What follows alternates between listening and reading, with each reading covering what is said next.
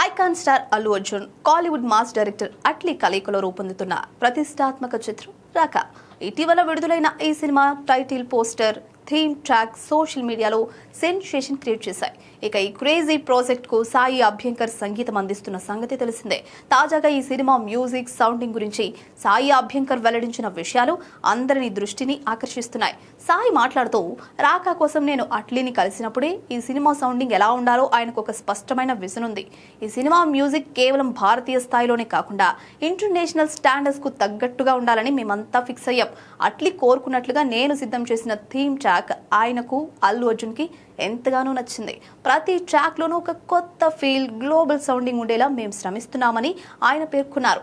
సంగీతం పట్ల అల్లు అర్జున్ కు ఉన్న అవగాహన తనను ఆశ్చర్యపరిచిందని సాయి అభ్యంకర్ చెప్పారు.